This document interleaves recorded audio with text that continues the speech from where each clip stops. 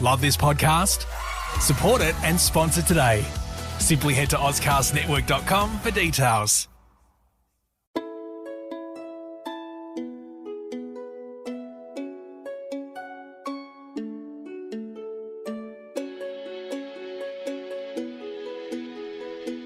Welcome to Hong Kong Confidential.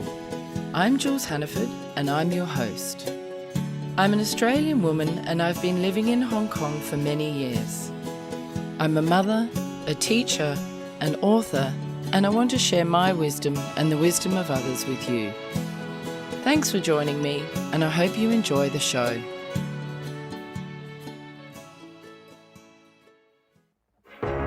You meet someone online and there's this instant connection. It's amazing how much the two of you just seem to click. They live somewhere far away and there's some plausible reason they can't travel to meet you. They tell you they're in love with you and you feel optimistic for the first time in a long time. They have a successful career, yet somehow they need money from you to solve a short-term problem, always with the promise of paying you back. Time goes on and they need more money more urgently. You've started to see the cracks and begin to wonder whether they've been lying this whole time. All of a sudden it hits you. You've been scammed. Fool Me Twice is the story of my mother, Jules Hannaford, a woman who was drawn into the dangerous world of sweetheart scams. After a trip overseas to meet a stranger, a dangerous altercation in a Manchester hotel room, and thousands of pounds lost for good, she's here to tell her story. Fool Me Twice, a true crime podcast, is available on Apple Podcasts, Ozcast Network, and anywhere you listen to your podcasts. Today I'm here with David Tait. Hi David, thank you so much for joining me today. Hi Jules, thank you for having me. David, tell me a little bit about Mandarin Matrix. What is it? Well, it's a bit of an accident, really. Sounds like a happy accident. It's an educational platform that helps children, and specifically non-Chinese speaking kids, learn Mandarin. The reason I say it was an accident is that I'm not an educator. I'm not like some of the fantastic teachers surrounding us here. I'm best probably described as a publisher. And about 8 years ago, we were actually approached by one of the big educational groups to help them introduce Mandarin on a daily basis into their primary schools. And as a publisher, we said, what do you need? And they said, well, let's do some little books. Let's do some colors. Let's do some clothing. Let's do some body parts. Let's do some relatives. And we said, sure, we can do that. Came up with 6 little books, 10 pages each. And they said, oh, we quite like those. We'll have some more. So we said, okay, how many more do you want? They said, well, let's go up to 72, because that way we've got a little course that's running. But okay, we'll do that. And it took us another month or so. And we had nice pictures put into them and we aligned them with Western pedagogy. And so everyone was happy. And they said, actually, we want more. We want 240 now. So from that humble beginning about 8 years ago, we now have in effect the equivalent of 1,800 little 10-page readers, which if you string them together, basically teach you Mandarin from K, so kindergarten, preschool, all the way up to ab initio IB, or indeed up to A-level. And I can talk a little bit more about who we're working with on that side. And also in the United States, we uncover Common Core and we go up to AP, which is advanced placement for college. And it's all off that little beginning of 6 little 10-page books. When did you move from being a publisher to the CEO of Mandarin Matrix? Well, I'm actually still own the original company, which is called P3, and it publishes lots of different stuff, although I actually have a new CEO appointed for that. So back in 2014, I spun out, as they say. So we took it from one company into another and raised some money because we recognized that Mandarin was going to be actually quite a big ticket item. And that's as much to do with where China is in history as it is to do with our ambition to be educational publishers. Yeah, interesting. Why do you think Mandarin is such a important business language, or it's such a popular language for people to learn? What is it? I think popular is probably the wrong way to describe it. It's hard. It's tough and it's necessary. Why is it so prevalent? That's a better way of putting it. Well, it's about, and there's a geopolitical element to this. We've got 1.4 billion people in China who speak Mandarin. So Mandarin is actually the single most spoken first language. However, English has far more people globally who speak it, but the vast majority speak it as a second language. Oh, that's so interesting.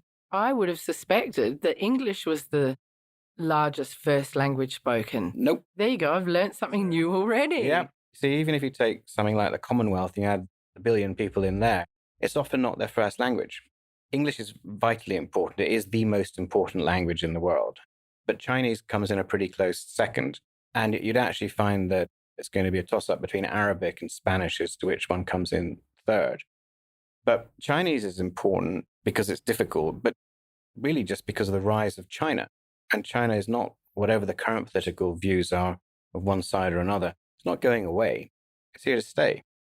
And so if you are a parent, if you're a child, if you're an employer, engagement with China is relevant.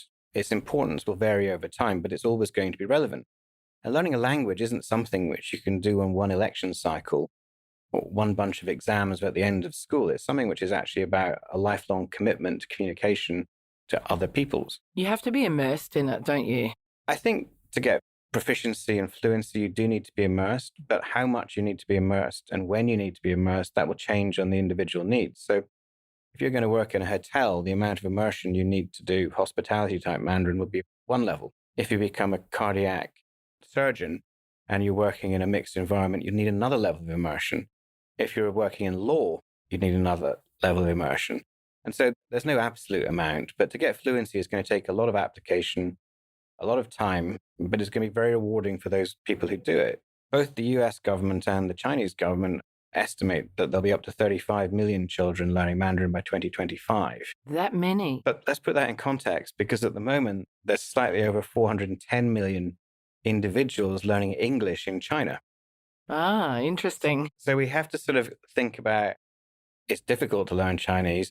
Learning English as a second language is difficult, although it's easier almost certainly than Chinese. But the whole issue of Chinese is really down to the balance between China and the rest of the world and who wants to talk to China. Sometimes when I've spoken to people, particularly in the US, have mentioned that there may well be an $800 billion US deficit with the United States and China when it comes to trade.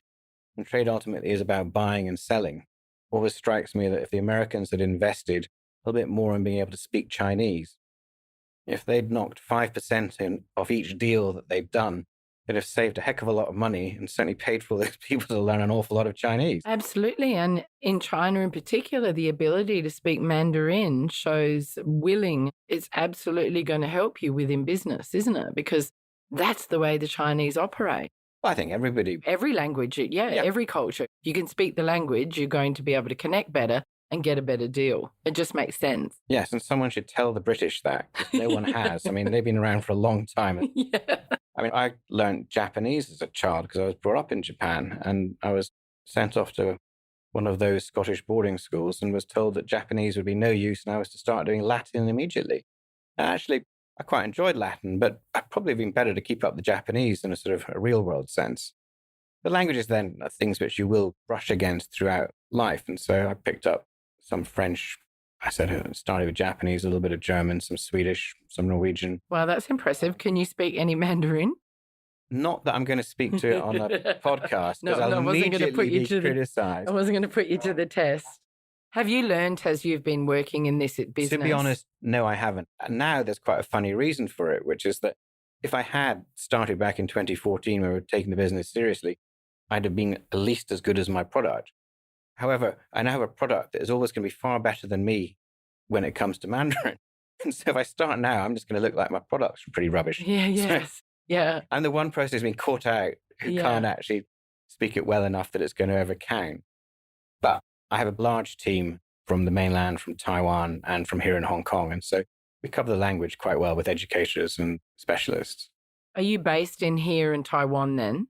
Well, we have an office just close by here in Cyberport, and we do have a small office in Taiwan. We have one in Salt Lake City, in Utah. Wow. And that's an interesting place, I can tell you. Why did you open there of all places?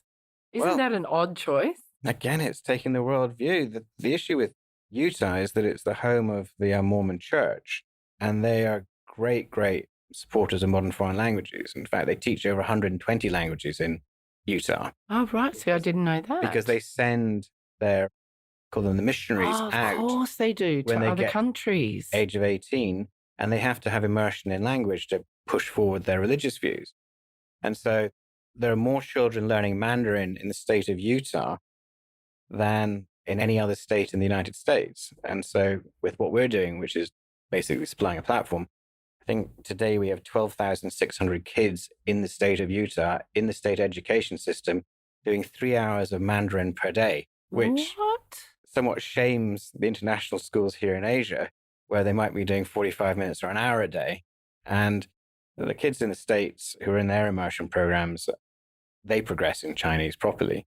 But it's very disconcerting. You go into these schools in places like Provo and Ogden in the middle of the Utah desert, and there's all these little kids speaking to each other in Mandarin age 6 or 7, but they look like little Vikings.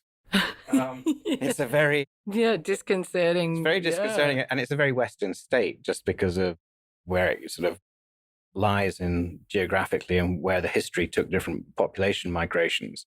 So most of the folk there come from Germany or Holland or Norway if you go back 3 or 4 generations, but they all speak Mandarin now. That is very so strange. Interesting.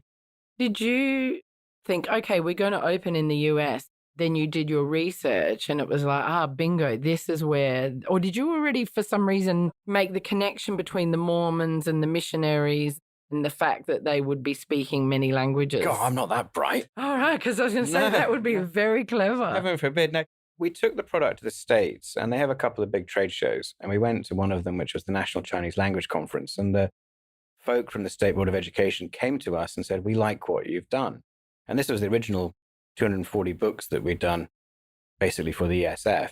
And they said, we like that, but it's actually not what we want. And we said, okay, well, you don't like it. They said, but could you adapt it? And we said, sure, we can, but we've got to know what level of commitment is. And so we started working with the University of Utah Confucius Institute, and then with Arizona State University, which lies to the south of Utah. We worked with their Asian education department, basically, or Asian studies department, and came up with material which aligned to the US education system. So you have to appreciate that the Chinese that people learn is pretty much the same, but every education system wants to stamp their own seal of approval on it. So if it's an IB school, it will be PYP and MYP followed by IB, and it's the only way you're ever going to learn Chinese. In the US, it's Common Core, or it's the Texas State Board of Education curriculum, and it varies state by state. Is that kind of how you had to adapt it in the branding, not so much in the content? Or did you have to get more of the religious speak into the Mormon books? No, we don't anything religious or political in any of it. And the kids aren't in any way taught any religious aspects within the schooling system. In fact, that's actually against the US Constitution. They can't be taught religion in the schools. Oh, I didn't know that either. Well, there's all sorts of weird things that one has to find out about US education. Yeah. For instance, the 10th Amendment to the US Constitution covers education, and it puts the responsibility with individual states rather than with the federal government. That makes it a bit more of a challenge because it means you have to do your business 50 times over in the United States because they all have their own little way of doing it. But yeah, well, we've got very well established over there now. And they basically took what we had and they adapted it so that it hits the requirements of the US curriculum. And the AP program is run by the College Board out of New York. And that's, I suppose, closest to A-level, really, rather than even sort of IBSL. It's quite difficult when you get to the external examinations to be able to exactly pinpoint what's what. Can students sit an A-level or an ab initio IB through your programs? We don't do any external examinations. We simply provide the materials that will help them get to a certain point of proficiency. And if they're at that point of proficiency, it'll recommend that they're at a point where they should be able to go and ace the score of whatever the test is. From a commercial point of view, we recognize that parents ultimately buy A grades. That's why they send their kids into private education. It's why they send them to tutoring. It's why they use fair means or foul to help their offspring move forward in life. And we're very aware of that, which is why we make sure that the curricula that we cover heads the learner towards the right summative test, because otherwise you're sort of going against City Hall a little bit when it comes to education. It doesn't mean that we agree with everything about the way that language testing happens at the moment. I personally think that proficiency is far more important than having a piece of paper. Being able to talk the language, speak the language, communicate in the language, far more important than having a piece of paper saying you got an A star or a 9 or whatever it is nowadays. But it'll take time before parents and folk actually appreciate that. Well, I guess it's really down to university entry, isn't it? That they want to get the grades to get into the good universities, and that's why it's important, I suppose. And I don't think that's going to change. It's not going to change particularly quickly. No. Although with some of the changes at the moment, I think you will have more people learning things like modern foreign languages entirely online environment, where they may just say, actually, I don't really need the grade. I can get the other grades to get into uni, but I'm actually going to be able to speak a language as well. Yeah, that's an interesting way of looking at it. And I know, for example, my daughter learnt Spanish as a hobby. She wanted to learn Spanish. She wanted to be able to speak Spanish. And so she did that alongside her university degrees. Right. There's a perfect example of that. Yeah. And the kids, also the young people who have been through IB, where they've been doing a modern foreign language, particularly here, for instance, in Hong Kong, if they've done Chinese, they may not have loved doing Chinese, but goodness, doesn't matter what course they go and do at uni. If there's an alongside Mandarin course, do it. Keep a little bit refreshed in it, because you might not need it right now. You might not need it the day you walk out of school, but you may well really, really appreciate the fact that you put a little bit of extra effort in to keep it current when it comes to looking at the job market in 3, 5, 7 years' time. Absolutely. And I think sometimes starting at a first-year university level might be a little easier than ab initio or standard level Chinese in an IB program. Well, I think if you look at the actual amount that people would do in a degree in Chinese compared to where they get to an SLIB, it's astonishing how far they've got by the time they get to IB. And if they were to go and do it at university, they'd have a fairly dossy first couple of years. Yeah, absolutely. Absolutely. But if you want to do something totally different, like you're going to do business or you're going to do music, and there's the option to do Chinese as well, people should be encouraged to do it, because that's one to put in your pencil case for later, basically. Could be very useful indeed. And it could be just what makes you stand out on your CV. If you're up against somebody who doesn't have a language, but it has all the same qualifications and experience as you, that having that language just may be the extra thing. And we're becoming such a global world. If you're in any kind of industry or business, having the ability to speak different languages is only going to be an asset. Totally. And it's just making sure that people are encouraged by fair means or foul to keep up with it. And there's a lot of very good free programs, apps available for adults with language, certainly conversational language, which you might not necessarily learn when you're at school. Even just go online and get Babel or one of these other sort of free to market products. They'll keep you going. But it's the fact that it's going to be useful. It's the fact that you want to get your proficiency up so that you can use it in the future and then develop from there. Because you only have a certain amount when you leave school. Keep it going. How many students do you have across the globe on your programs? I was checking. It's on the cloud, the actual platform, and I think sort of around 61,000 at the moment. Gosh, that's huge. Are your main countries Hong Kong, Taiwan, and the US? Not Taiwan. It's only the US and Hong Kong. The big one that's grown up just in the last 6 months has been the United Kingdom. That came about because when COVID hit, we'd been talking to University College London for some time about the Mandarin Excellence Program, which is run by University College London with the British Council on behalf of the Department for Education. And their aim is to have 5,000 English kids get to A-level Mandarin per year. But to get 5,000 kids at A-level means you've probably got to bring in 60 or 70,000 down at year 7, in effect. When COVID hit, of course, they had a problem trying to maintain their Mandarin. So they came to us and the Department for Education said, actually, let's keep the 5,000 top kids going. And so they basically took the licenses on directly from us. So the UK ended up being sort of the third market that's jumped in. So we now actually have a small satellite office basically opening up in the UK. Oh my God, you're becoming a language mogul. No. It's all an accident. It started from so 6 funny. little 10-page books. I know, isn't that crazy? And here you are, CEO of your own little language company. Yeah, I don't think the titles matter very much. I think it's a really interesting task because it's a difficult language. It's framed in a difficult way because whether you like it or not, China involves a political element. My little saying is that if you take politics and education and mix them, all you get is more politics.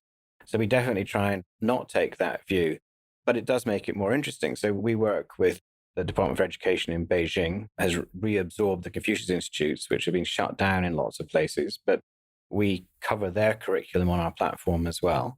We work with people in the United States and the Department of Education in Washington, D.C. to make sure that even at a national level, they have some oversight as to what we're doing. And there are things they'd like us to not change about the product, but they want to be informed because ultimately they have a huge interest in finding out how many people can speak Mandarin. And that's political at the moment because the current administration is very much more antagonistic towards China. And they've shut down quite a lot of programs which would have helped promote Chinese as a language in the United States, including things like revoking the visas which the Chinese teachers had who'd come from the mainland. And how ridiculous. Well, it's politics, as they Yeah, say. of course. That then presents a whole bunch of problems. But then for us, maybe because we're innovators and try to build product, actually, we can then come up with new solutions. It's creating opportunity for you, isn't it? It is. And the lack of teachers is going to be an issue, particularly with Chinese as we move forward. And that isn't specific to the US or Hong Kong or the United Kingdom, where people can afford good wages for teachers. They can have unionized support. They can have all those other parts which go with Western education systems. But if you start looking at where most growth of learning Chinese is going to come from, it's going to be from developing economies. And sitting here, we should be looking to the south, and we should be looking to Indonesia and the Philippines, Thailand, Vietnam. And if you take the combined population of Indonesia and the Philippines, it's bigger than the United States. But we don't think like that normally. We don't think that's actually a closer and better and more relevant market. But if you were sitting in the Department of Education in Indonesia or in the Philippines thinking, how am I going to get my workforce more ready for the next stage of economic expansion? Sure, they're going to continue to learn English, but where would you be investing your time and your effort if you want to make sure that you're trading with what will eventually become the world's biggest trading partner, which is going to be China? So it's an interesting job because it has these very large sort of helicopter views that you've got to constantly actually step back and think, I've got to remember that, or we can't get that bit wrong because it's sensitive or... Yeah, absolutely. So are you looking in Indonesia and Thailand and in other areas in Asia to try and open up doors there? Yeah, we're talking to lots of different people at the moment. Wow. How do you get your foot in the door in governments to talk to them or education departments? Well, strangely, through our contacts in Washington. Right. But we also have contacts in Beijing, and it's making sure that you're ready to present people with solutions with what we've built, which is helps the kids learn Mandarin from sort of K through to 12. Our perception of education is being learned from English, but you don't need to learn Mandarin from English. You should be able to learn it from any language. And so we're working very hard at the moment to diversify the navigation. And so we can now teach Mandarin from French, and we can teach it from Spanish. And we've just done half of it in Arabic, and we've just completed Japanese. But we'll be looking at Thai and Bahasa as probably the next two languages. And that's not just about the learner, it's about the poor forgotten stakeholder. And that's the poor old parent. I'm a parent who doesn't speak Chinese. I've got a daughter who speaks Chinese.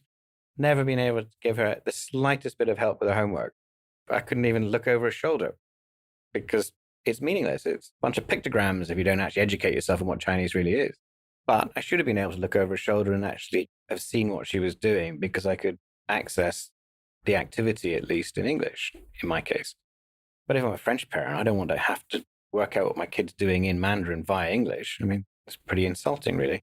And it isn't a huge, big job to actually get navigation in systems to work in multiple languages. And that's where you begin to look at it more globally. When you have that working, it means you can then go and talk to a government and say, well, I have a turnkey solution for you, which if your population speak Bahasa, well, it works in Bahasa. It's done. So it's at that point that you want to begin to move into larger markets or developing markets. And really, you just have to look at where Chinese investment's going to work out where you're likely to be most welcome. Oh, interesting. Yeah, that makes sense. So the number of countries which have actually introduced Mandarin into their education system includes places that you wouldn't have thought of, like Saudi Arabia, the UAE.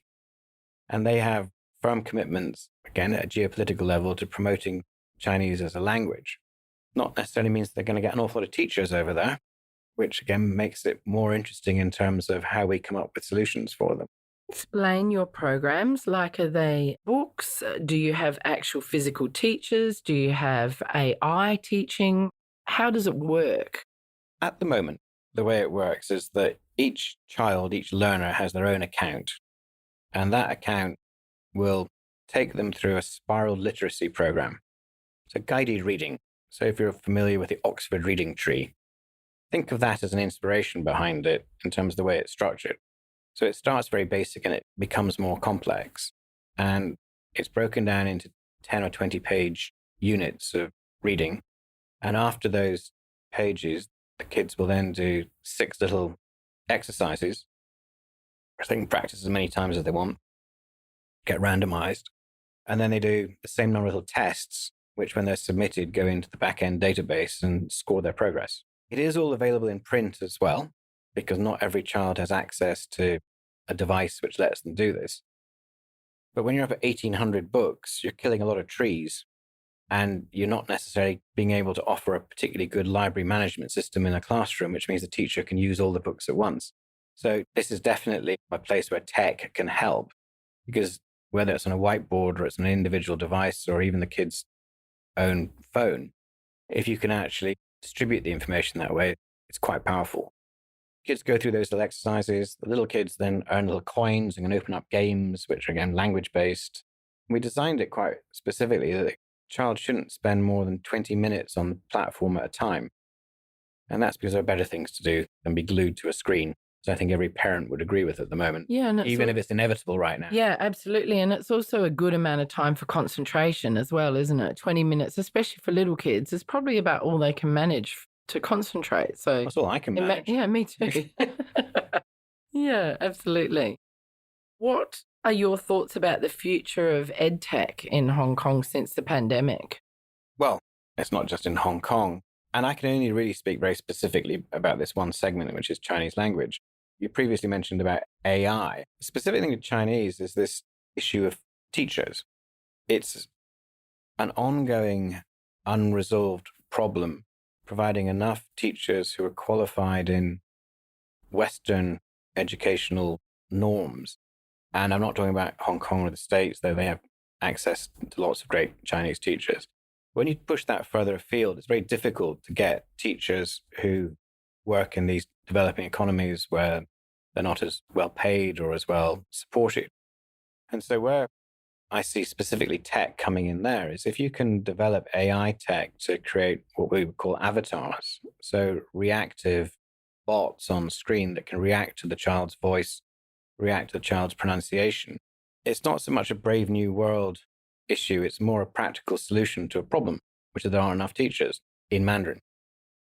And if you can come up with something like that, what it does do is allow learners to do the lower end of learning and language acquisition, computer supported, and it keeps the teachers for the higher level of teaching. And so when it comes down to the idioms or the grammar or the things which would be more difficult to learn from a bot, it keeps teachers time for the higher levels. And I think that in Mandarin learning, the next step that we'll be promoting will be how you use basically AI tech, which self-learns from each child within their own learning cycles to better nudge them forward. And we have partners up at the Science Park who are developing that stuff with at the moment. How exciting. That's really cool. So you're in process. You don't have that actually happening yet, but it will soon. Well, I mean, we've got prototypes, but it's not in the market yet. Right. I do really always want to stress the fact that we're not actually there to do anything other than to support teachers. This is a schools-based product, and it may well have a standalone future, but at the moment it's been designed to help teachers. And that's because they have children in their classrooms with multiple abilities. So if you were to go down the hill to a primary school close to here, you'd have classes where teachers maybe got 6 different groups within the class in terms of language ability, but they're all put together because of their age. They'll have some kids whose parents speak fluent Mandarin at home, and you'll have a child who's just come in from South America who speaks fluent Spanish and doesn't like Chinese food, in the same class being taught at the same time. Absolutely. And the teacher's got to differentiate. And then if you've got AI available, then they can use that as a way of differentiation. Correct. Yeah. So as long as we can allow the teachers time to understand what we're trying to do, I think it will end up becoming quite a powerful tool, which they will appreciate.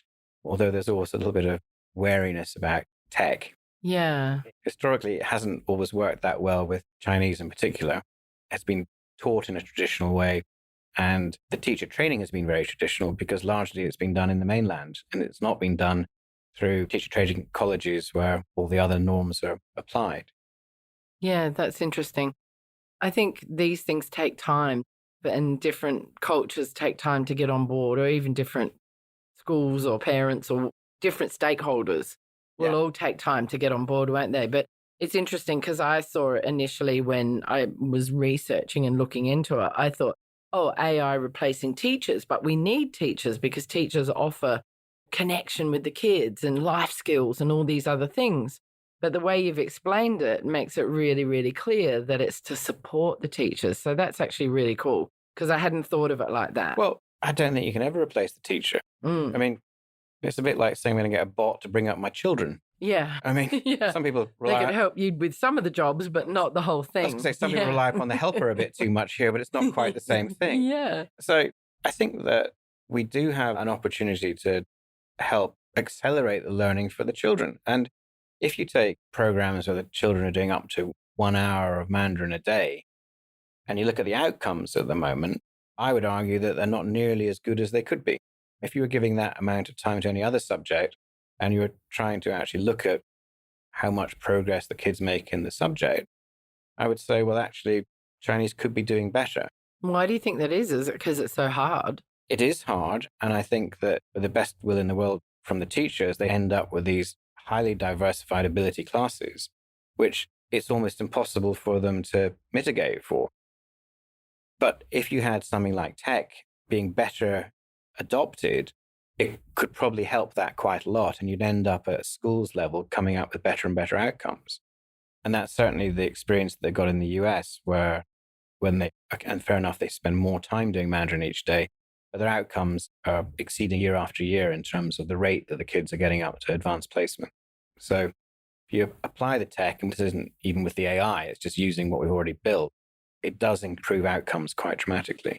Your programs are not just for individuals or families, but teachers are using them in schools. Yeah, primarily it's used in the classroom. Oh, right. Okay. But it was originally designed with a chap called Wang Xiaoping, who you may know of years ago at the ESF. And he said, what we need is something that means the kids can go home and carry on doing Mandarin at home. They can do a little bit of homework, right? Primary schools don't push too much homework on kids. But he said, but with Chinese, you've got to keep it current. You've got to keep moving forward with Chinese. You can't just leave it till the next class. And so it was built around not just what could happen in the classroom, but what happened when your mum or your dad was looking over your shoulder and you're doing your little 20 minutes of Chinese at the weekend or whatever. And that is still basically the underlying driver behind it, which is that it's a classroom product which allows the teacher to follow whichever curriculum that they're fulfilling and allows the child to study independently, whatever their age, when they get home. And I think that's, again, vitally important with language learning, where it has to be about repetition. Yeah, and about absolutely. acquisition. You don't have individual students signing up and just doing programs on their own. Well, we didn't until Mr. COVID arrived, and now we have people from all over the place signing up, which is actually quite difficult for us to manage, because we really do prefer if the child is under the support of a teacher, because it's only at this stage really a teacher can assess what their ability level is and what they need to do next. In time, the tech will move algorithms in which will better identify that, but slowly with that. This is kind of like another twist that it sounds like you've got to troubleshoot all the time, and you've just got to be on your toes and thinking about how you can solve issues.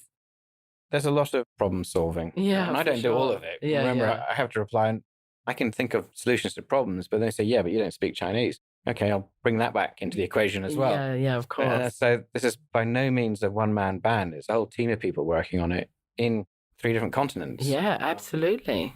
It does mean that the days are quite long, because I have to deal with the West Coast of the States first thing in the morning, and I have to deal with the UK in the evenings. Right, wow. But it actually is quite productive as well. And whilst we wouldn't have designed it this way, it means that the company is literally ticking over 24/7 now, just because that's the time that people are up. Brilliant. That's amazing. What do you love most about your role as CEO of this company? I don't put huge badges on titles, but we have a lot of very good people, great people, and it's not been done before. What we're doing is different, and we're not coming at it from one direction. We're not coming at it as teachers, as educationalists saying this is going to be the ultimate textbook. We're being open-minded as to how we approach it. And that means you've got to select people to work with who are open-minded. And that doesn't just include the teachers, it includes the people on the tech side, it includes the people who know other languages, it includes people who have an overview of the geopolitical aspects. And so it's that variety makes it quite a special job. Yeah, it does sound super interesting and very, very challenging. But equally, you have a responsibility, and you're a teacher, so you know this, which is that if you were to be just in tech and it involved investment and involved building companies, that's one thing. But when you're in ed tech, you actually have a moral responsibility, because if your machine breaks or if your program screws up or if you run out of cash flow and your company goes bust, it's not just the stakeholders involved in the financing, it's actually the children who are learning a language. You suddenly switched them off because you got it wrong. And that is a different pressure which I think ed tech faces. And it's something which it's important, as people get quite excited about ed tech from an investment perspective. It's worth talking to the people in that space, saying it's not just about the money. You can break children if you get this wrong. So don't, make sure you got higher principles as well as margins and ROIs in mind. Yeah, that makes sense. What do you think your greatest challenge is that you face coordinating all of this? At the moment, being on 3 time zones, or on all the time zones, but that is a challenge. It's difficult with something like Chinese, where we're being quite ambitious and supporting all curricula at the same time, to deal with customization that's required. And even though there's not an awful lot in the actual language, the folk doing GCSE at CIE think that their curriculum is a better one than the one from edXL, which is better than the AQA one. One is not better or worse, and we're agnostic about it. But you have to deal basically with dealing with the adults is an awful lot more difficult than dealing with the children.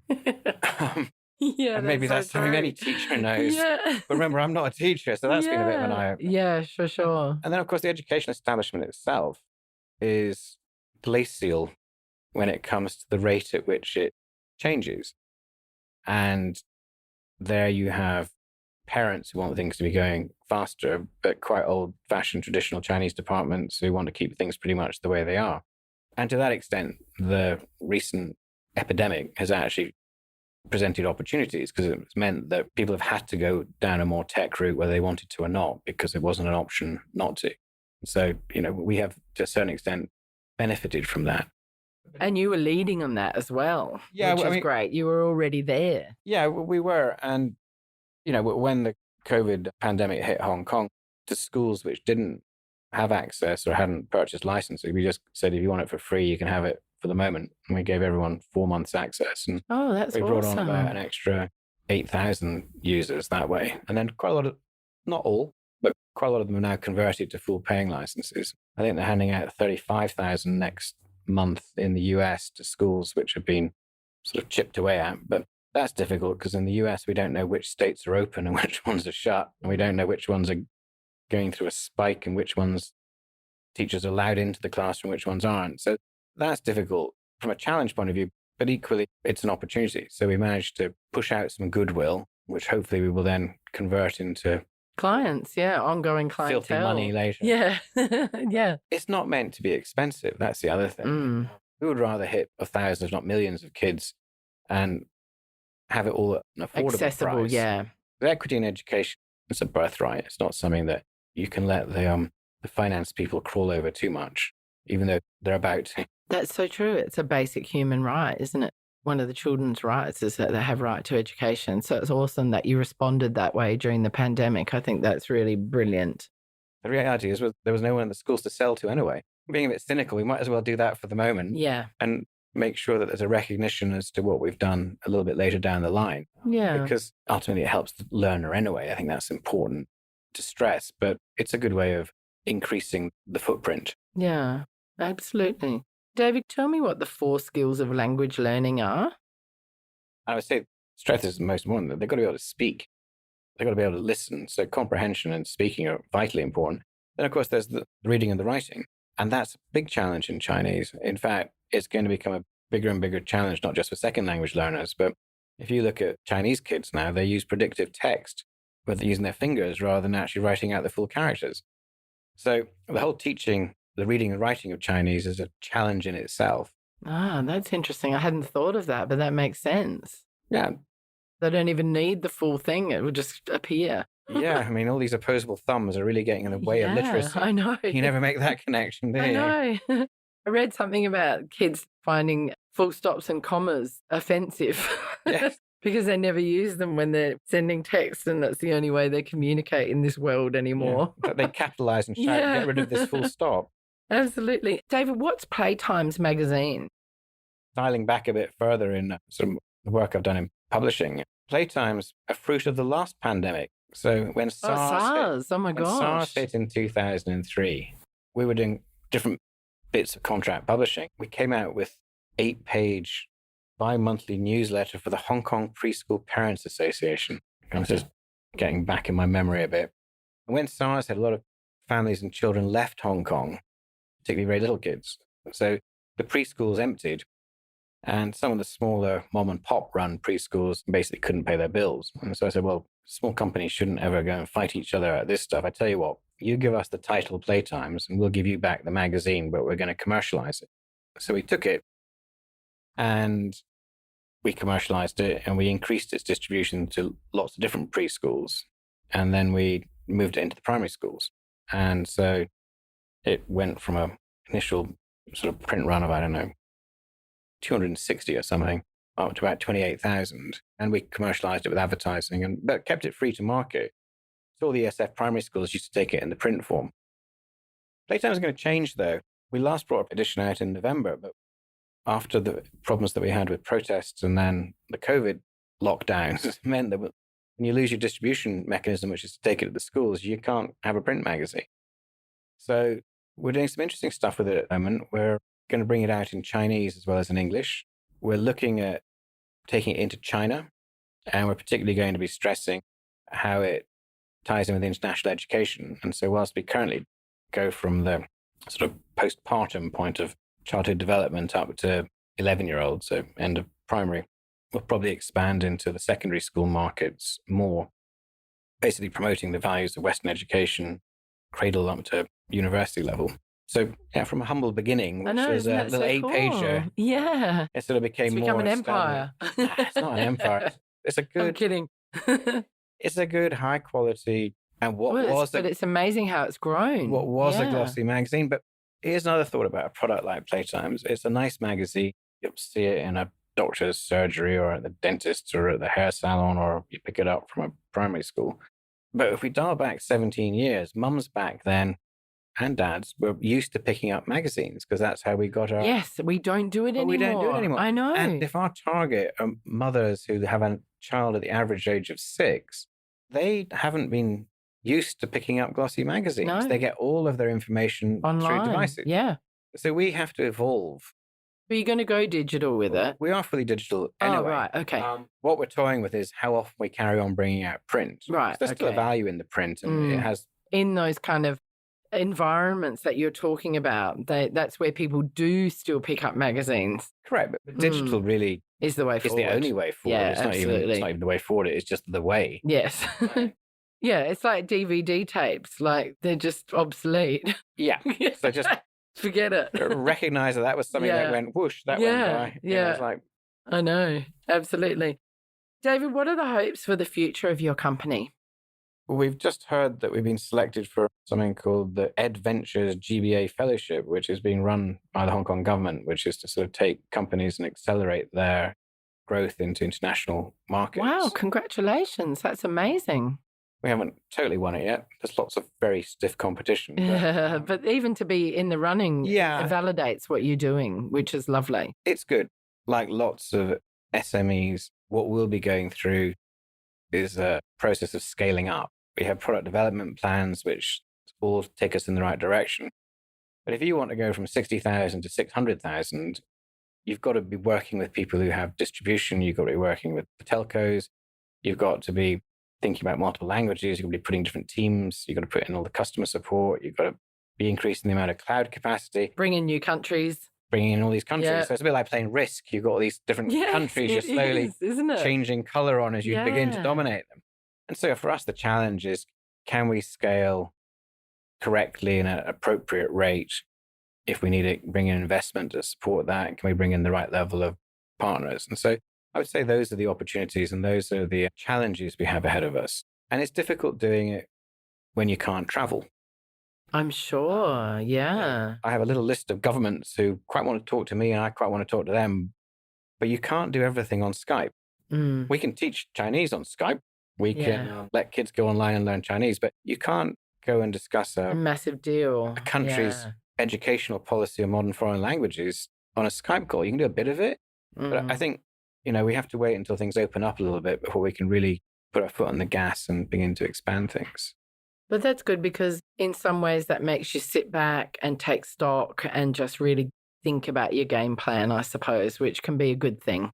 Or maybe you even get to have a little break. Well, yeah. And I'm one of the few people who actually has really enjoyed the travel ban at one level because I have had to travel stay home a lot. with the family as well. I've had to travel an awful lot. I was doing a couple 100,000 miles a year. Whoa. Which is just daft. Yes, that's too much. To have it switched off just shows you how silly you were to travel that amount in the first place. Will you try and find a balance in the future? Totally. Yeah. Do you have any hopes that your daughter might take over your company? Goodness, in the future? She's hopeless. She's a musician. Yeah, I know. You know that. Yeah. She's a bright musician, though. I think that's implying that other musicians aren't. No, not at all. But maybe you'll bring her in for the Mandarin music aspect of the company. At the moment, she and, in fact, two of her friends who left school with her recently are, I think, somewhat wisely taking the gap year. Yeah, yes. And they're working for you as interns. Yeah, that's why I asked the question. So they were interns, and I realized that they were very good value as interns. And then they came back to me after 2 months saying, we don't want to be interns, we want to be employees. So they're slightly more expensive interns than they used to be. But they're entrepreneurial as well because they've got that sorted. They are. Brilliant. It's great to have incredibly able young people. I'm not talking particularly about my daughter, but all the young folks that we have. They are. We have people basically from the age of 18 up to 70 working in the office. That's awesome. And we always have interns over the summer who, some of whom go to this school, I know that. And in fact, I think the alumni we have from this school probably is the biggest single school catchment we have in the company. But that's geographical rather than anything else. Yeah, that's true. You're just down the road. Yeah. David, how can my listeners find Mandarin Matrix? Well, to get general information on it, if you just go to mandarinmatrix.org, I stress .org because that'll be the site that will show you the product from a marketing perspective. If you end up with your own accounts, that will then take you through the .com part of it. So go to mandarinmatrix.org. I would stress that. Okay, brilliant. All right, David. Well, thank you so much for meeting with me today and talking to me about Mandarin Matrix. It's been absolutely fascinating. I've actually learned some amazing things that I had no idea about. Thank you so much for coming in and sharing your journey helping the world learn Mandarin. I really appreciate it. Thank you very much, indeed, Jules. I thoroughly enjoyed it. And for my listeners out there, if this is something that you've enjoyed, please can you go to iTunes to rate and review us? It'll help get Hong Kong Confidential up the iTunes charts, and it will also help more people find Mandarin Matrix. Thanks again for listening, everyone. I really appreciate it. Thanks, David. It's been fantastic talking to you. Hi, Confidants. I want to tell you about my Patreon page. I've joined Patreon in the hope of getting sponsorship for my Hong Kong Confidential podcast. Patreon is a great way for my listeners to get on board and sponsor me with monthly payments, and that goes towards my production costs and rewards for my members. If you're interested in checking out my Patreon page, please go to patreon.com and search up Jules Hannaford or Hong Kong Confidential. I would really appreciate you visiting my page.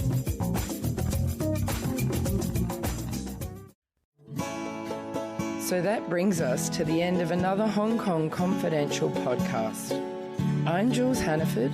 Thanks for joining me, and I hope you'll be with me again next week. If you enjoyed today's podcast, please can you go to iTunes to rate and review it. I would really appreciate your feedback.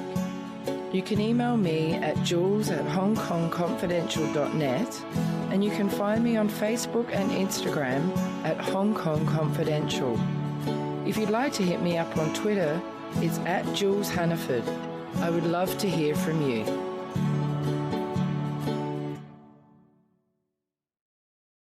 Love this podcast? Support it and sponsor today. Simply head to AuscastNetwork.com for details.